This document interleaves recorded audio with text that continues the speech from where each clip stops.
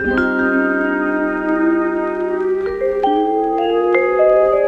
à tous, bienvenue au cœur de l'extrême. Cette semaine, nous sommes à Tignes à l'occasion de la dernière manche de la Coupe du Monde de ski freestyle halfpipe. On va retrouver du gros monde et surtout, on va retrouver Marie Martineau pour la dernière course de sa carrière, quelques semaines seulement après avoir décroché l'argent aux Jeux Olympiques d'hiver. Tout ça, c'est juste après le générique.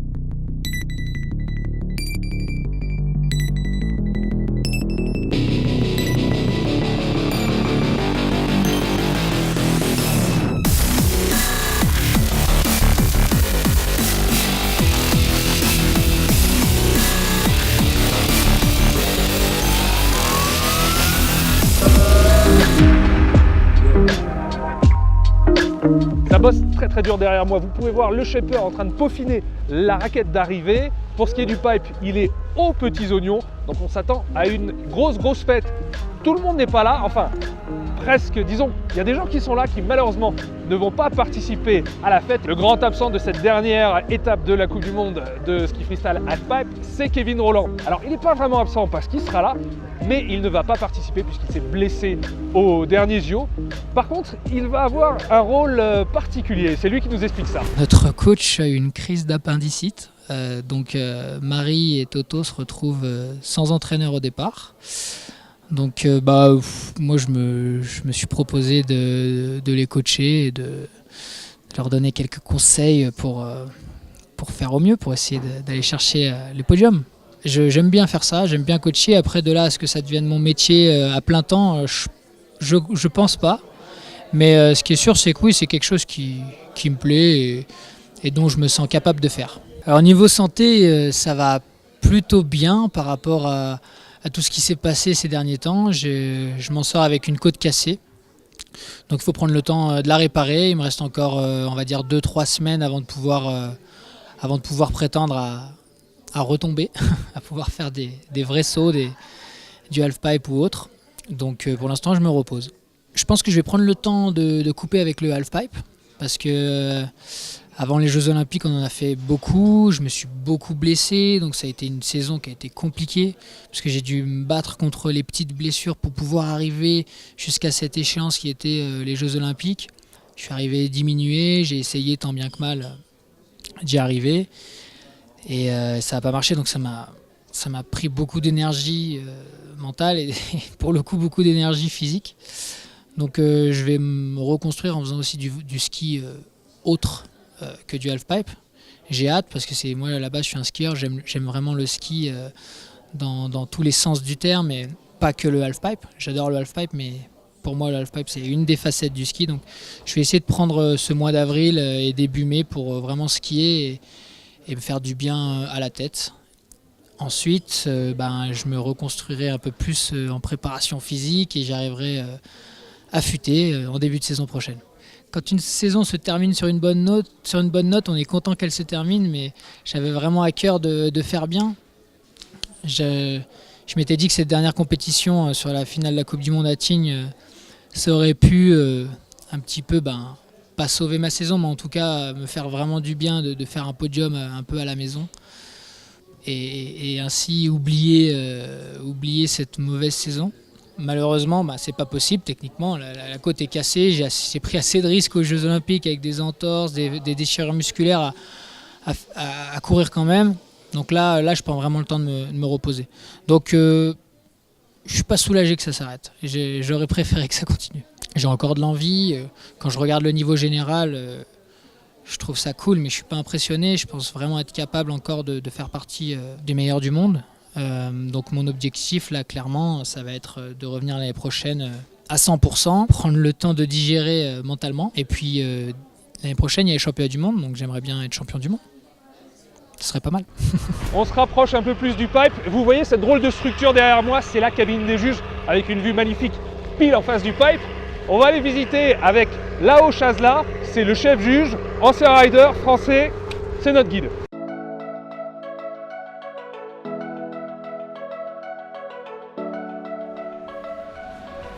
Voilà, aux premières loges du halfpipe.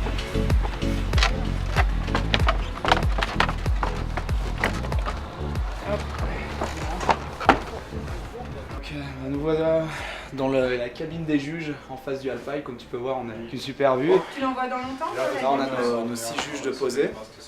Moi, je suis au milieu, je suis le chef des juges. Chaque skieur part. Il doit mettre à peu près 20-30 secondes à descendre en bas. Et à partir de là, on délibère entre les juges.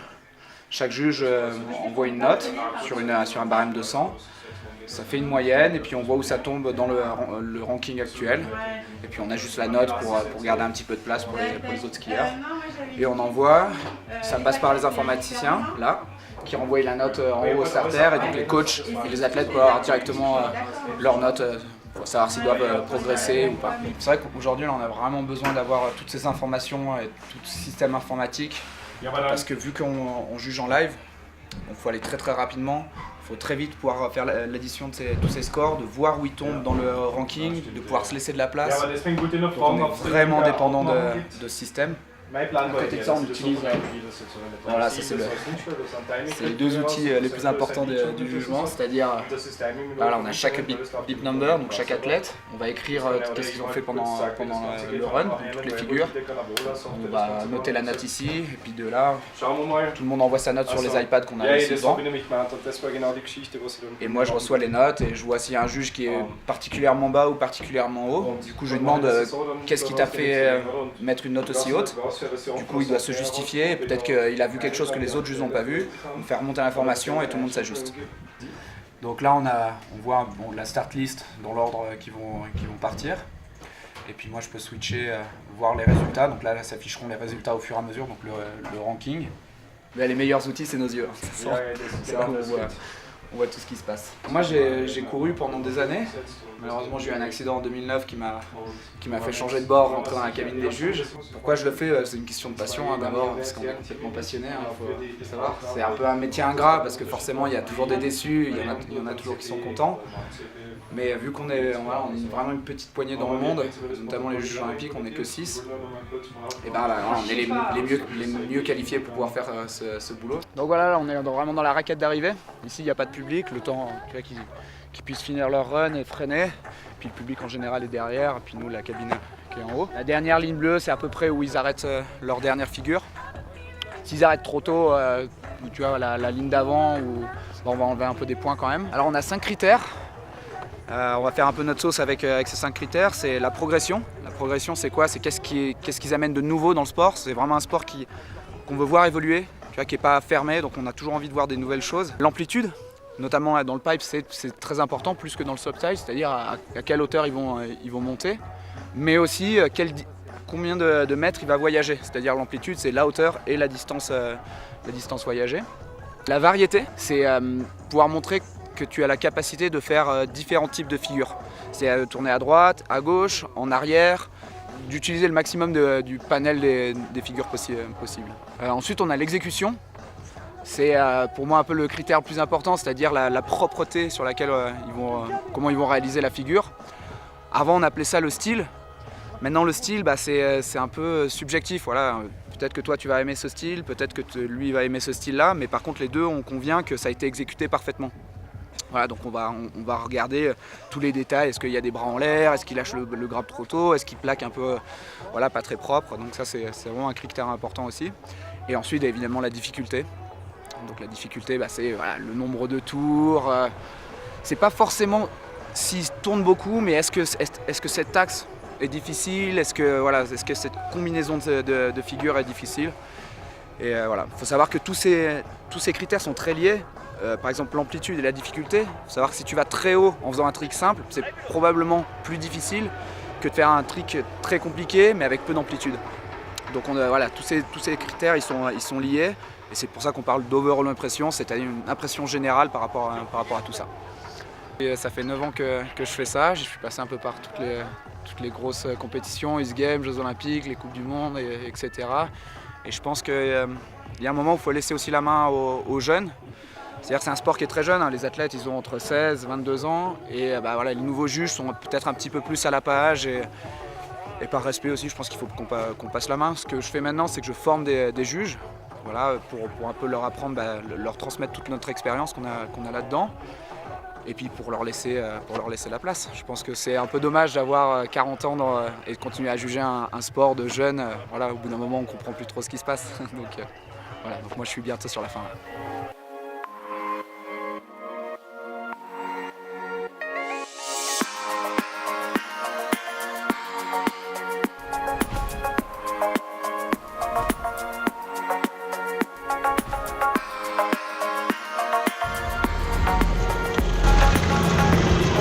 Là c'est le shaper, on l'appelle Ravache, et ça pète un peu.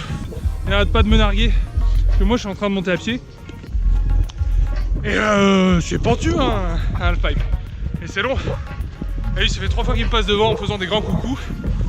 Et c'est peut-être le moment d'aller lui demander comment ça se passe au niveau du shape, parce que j'ai l'impression que les conditions sont idéales. T'as toujours des petits trucs à faire, après c'est sûr que l'année dernière c'était l'orgie quoi. On a pris 2 mètres de neige en 3 jours, enfin t'étais là pour le voir hein.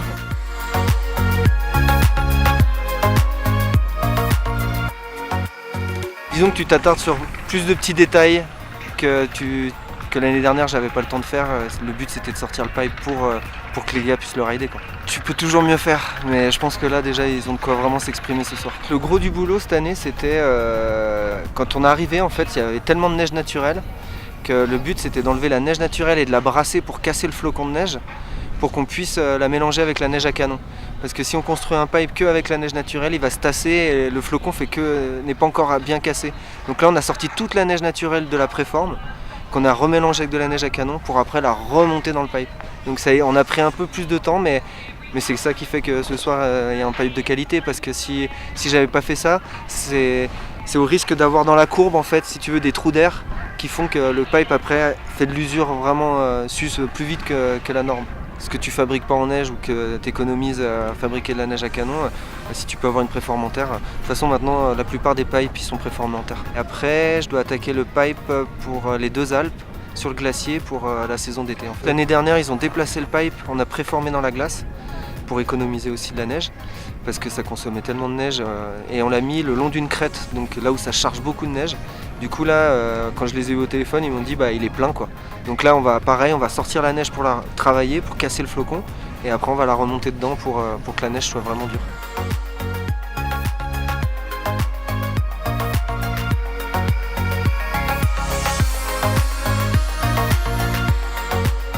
Bon an mal an, j'ai réussi à arriver en haut du pipe, c'était pas de tout repos, c'est ultra pentu, c'est très fatigant.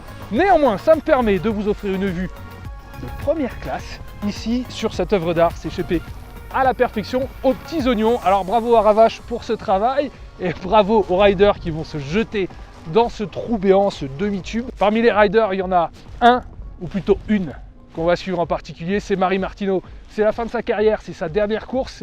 C'est peut-être aussi la dernière fois de sa vie qu'elle ira dans un halfpipe, puisqu'évidemment c'est tellement technique qu'on imagine mal une retraitée, même Marie, y aller de bon cœur. Je l'ai rencontrée hier à son hôtel et elle m'a confié un petit peu son état d'esprit à quelques heures de cette apothéose, de cette fin de magnifique carrière.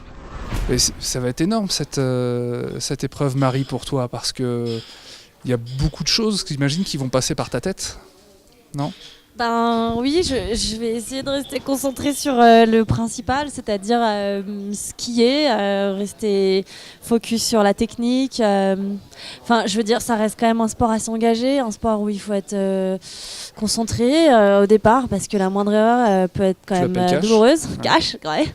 Du coup, voilà, le gros boulot là que j'ai à faire pour cette finale, c'est de rester mentalement prête à faire du ski, quoi, et surtout réussir à occulter ce dont tu parles, tu vois, ce côté émotionnel et le fait que ce soit ma dernière et tout ça, quoi.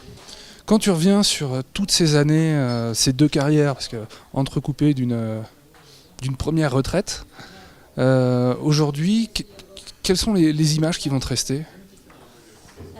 Quelles sont les images qui vont me rester ? Mais tellement, rends-toi compte, 15 années sur les skis, la naissance d'un sport. Donc il va me rester des images des débuts, de mes premières compètes de pipe, de la première fois où j'ai vu d'autres filles qui faisaient ça, tu vois. Que j'ai rencontré Christy Leskinen, Sarah Burke. j'étais une gamine, quoi. Et, donc voilà, ça c'est une première chose. Il va me rester mon premier globe de cristal, il va me rester les premiers X-Games, la première fois où les filles ont eu le droit de faire les X-Games, où avant on faisait des runs d'ouverture pour les garçons et que on est arrivé cette année-là et ils avaient décidé de nous rentrer dans le format. C'est des choses qui paraissent... voilà, maintenant c'est acquis, mais c'est des trucs qu'on a vécu en live, quoi. C'était dingue. Puis il va me rester une belle deuxième partie de carrière avec un retour chanceux, couronné, chouette, une autre aventure, un sport beaucoup plus professionnel, des gens pour m'entourer très très attentifs et qui essaient de cadrer les choses et on essaie de bosser, quoi. C'est vraiment une autre façon d'aborder le freestyle, le sport, la compétition, quoi. Et tu es vraiment sûr de vouloir arrêter parce que tu as fait une très très belle année, notamment cette médaille au JO. Ouais. Ça fait pas vraiment fin de parcours. On sent que tu pourrais encore continuer pendant un petit bout de temps. Écoute, peut-être, effectivement, peut-être que je pourrais continuer à skier, certainement même, voilà. Sauf que je sais que je ne ferai plus mieux parce que je peux plus progresser techniquement, parce que j'ai plus envie clairement de me défoncer, de me faire mal. Et pour apprendre des nouvelles figures, il faudrait que j'en passe par là. Et on a essayé cet été et ça a été douloureux. et donc voilà, j'ai compris quand même que j'avais plus en tout cas le feu ardent pour essayer des nouvelles choses. Et voilà, si tu fais du freestyle pour continuer à faire les mêmes choses que d'hab et pas progresser, j'y vois pas trop d'intérêt. Ce serait me mentir à moi, ce serait pas faire honneur à mon sport. Donc je pense qu'il est temps pour moi de prendre la retraite. Il y a plein de petits jeunes qui poussent et quoi qu'il en soit, en toute honnêteté, je pense que je me ferais vite grignoter. Donc j'ai pas envie de vivre ça. Donc. Pendant ce temps-là, on va se pencher sur la discipline, sur le ski halfpipe français, avec Fabien qui, au sein de la Fédération française de ski, est le directeur des équipes de France de ski freestyle. Avec lui, on va essayer d'avoir une vue d'ensemble aujourd'hui, alors que Marie Martineau, la meilleure représentante française de la discipline, tire sa révérence. L'occasion de s'interroger un peu sur le futur de la discipline. Aujourd'hui, le ski freestyle, c'est 4 disciplines, le ski de boss, le ski cross, le halfpipe et le slopestyle. Les disciplines purement freestyle, comme on dit, ou free ski, ce sont slopestyle et halfpipe. Alors, il y a un gros projet de développement sur le slopestyle et qui naturellement se crée, puisque dans toutes les stations, il y a des snowparks. Donc naturellement, on a beaucoup de pratiquants et comme tout sport, plus la pyramide est grosse au départ, plus on va arriver à faire quelque chose à haut niveau. Maintenant, au niveau du halfpipe, c'est l'inverse, c'est-à-dire que dans les années 2000, il n'y avait pas de snowpark. Et en fait, les stations faisaient des halfpipes, mais à l'époque, les halfpipes étaient moins gros, moins coûteux à produire et la clientèle était là. Et en fait, cette clientèle, c'est celle qu'on a aujourd'hui à haut niveau, donc c'est les Kevin Rohan, Marie Martineau, Ben Valentin, Thomas Krief, des gens comme ça. Mais aujourd'hui, les normes ont évolué et un pipe, il doit faire 7 mètres de haut, 200 mètres de long, avec un cahier des charges très compliqué. Un pipe aujourd'hui, ça coûte 200 000 € à mettre en place, donc pour une station de ski, à un moment, 200 000 €, ils disent on peut les mettre ailleurs, sachant qu'il y a de moins en moins de pratiquants. Aussi par le fait que ces coureurs-là ont tellement élevé le niveau que ça fait peur et que les gens se disent mais jamais j'y arriverai. Et surtout aussi que c'est le plus dangereux des disciplines du ski freestyle parce que quand vous tombez, il y a 2 solutions, c'est ou sur le coping, et là ça peut vous éclater la jambe ou n'importe quoi parce que c'est vraiment un choc qui arrive de haut et sur un angle dur, ou alors si les gens poussent trop, ils se retrouvent de 4, 5, 6 mètres au niveau des hommes de haut à se poser en bas, donc encore 4, 5, 6 mètres, donc ils font une chute d'une dizaine de mètres sur de la glace, quoi. Et là aussi ça fait tout de suite mal, tout de suite très mal. Et c'est ce qui fait peur et ça motive pas grand monde. Le slopestyle se développe déjà en France. Chaque année, on a 2-3 clubs structurés qui se créent. Aujourd'hui, toutes les grandes stations françaises ont un club structuré en slopestyle parce que naturellement, il y a un parc de jeux qui est fourni par la station. Et en pipe, il ne reste que quelques stations qui en produisent à moyen niveau, mais à haut niveau, il n'y en a plus. Sauf pour les événements comme la Coupe du Monde ici à Tignes ou alors sur des camps d'entraînement spécifiques aux Deux Alpes l'été. Et maintenant, c'est le moment de prendre l'ascenseur le plus fun du monde.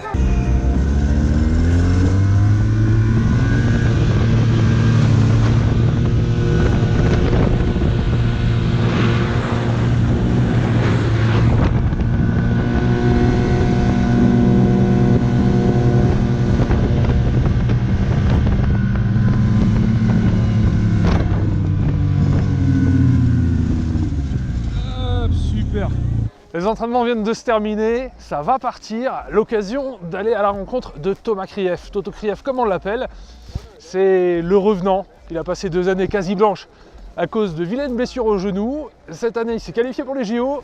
Il est dans le top 10, tout va très bien. Et donc ce soir, il va essayer de bien s'amuser. C'est vrai que je me suis régalé tout au long de la saison, mais voilà, on est content que ce soit la dernière quand même. Je suis dans le top 10 mondial à la fin de cette saison. C'est vrai que je revenais d'une grosse blessure, je m'étais fait les 2 ligaments croisés l'année dernière, donc j'ai eu quasiment pas de ski avant d'attaquer la saison. Donc voilà, c'était vraiment une saison de reprise. L'objectif premier, c'était vraiment d'aller au JO, de me qualifier, chose que j'ai faite. Je suis même allé en finale, donc j'étais assez satisfait.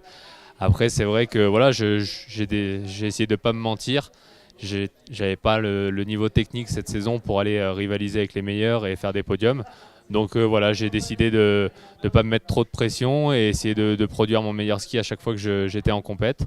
Et j'ai évolué petit à petit, ça m'a redonné la confiance et maintenant je suis prêt à retourner m'entraîner comme il faut pour arriver la saison prochaine avec un bagage technique plus conséquent. Ça faisait presque 2 saisons que je n'avais pas performé en compétition. Voilà, je savais au fond de moi que j'allais pas d'un coup arriver et faire une médaille au JO. Donc voilà, je l'ai prise la saison différemment, sans pression.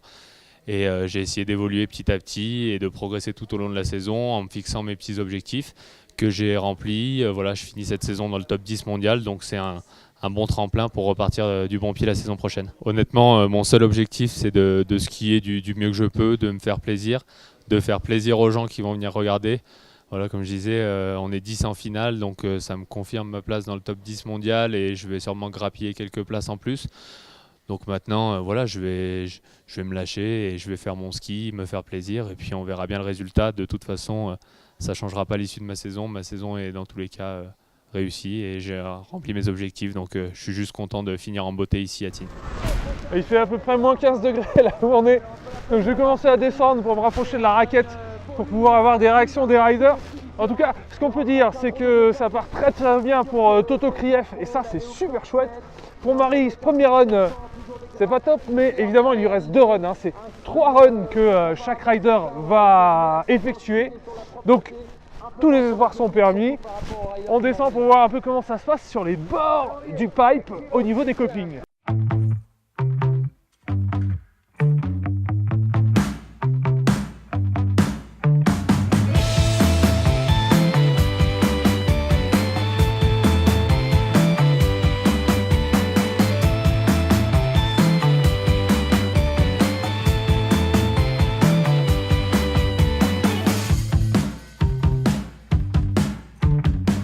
Si la vue en bordure de pipe est magnifique, le spectacle est de toute façon total pour cette dernière soirée de Coupe du Monde de la saison.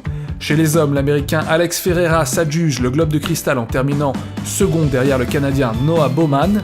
Belle fin de saison pour Toto Krief qui termine 6ème de cette finale, un résultat qui laisse augurer du meilleur pour la saison prochaine si les pépins physiques se décident enfin à laisser Toto tranquille. Ça s'est vraiment bien passé, je me suis régalé, j'ai fait mon meilleur ski. Honnêtement, ce soir, j'étais pas capable de faire mieux. Voilà, j'ai continué mon évolution comme sur toute la saison et je finis de la meilleure manière dont je peux finir. Donc voilà, je finis cette saison dans le top 10 mondial comme je l'avais prévu et en plus en beauté devant le public de Tignes, donc c'est juste super. Ça me fait vraiment du bien, cette soirée elle me fait vraiment du bien. C'est vrai que j'avais retrouvé le plaisir de la compétition avant ici. Mais honnêtement, quand je fais une finale comme ça, avec du monde en bas, que je pose des runs comme ça, voilà, c'est là où je me rends vraiment compte pourquoi j'ai fait tout ça et ça valait vraiment la peine et c'est une belle récompense.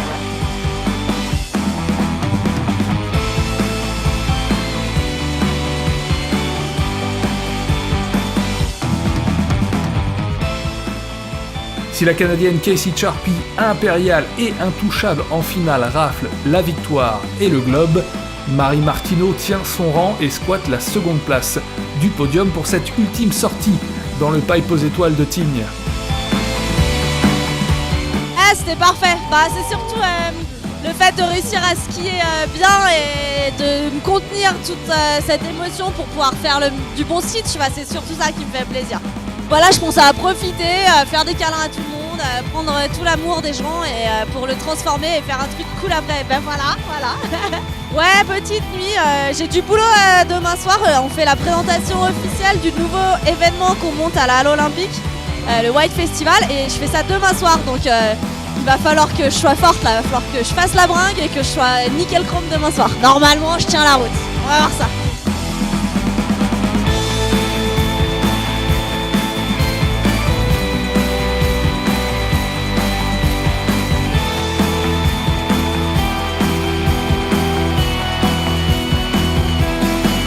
Et voilà, c'est terminé ici à Tignes avec cette dernière étape de la Coupe du Monde de ski halfpipe.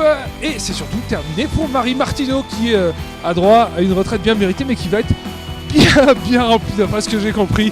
En tout cas, c'était la meilleure des façons pour elle de s'en aller avec cette magnifique deuxième place. Je suis congelé, je ne sens plus mes membres, alors je vous dis rendez-vous la semaine prochaine au cœur de l'extrême et j'espère au soleil.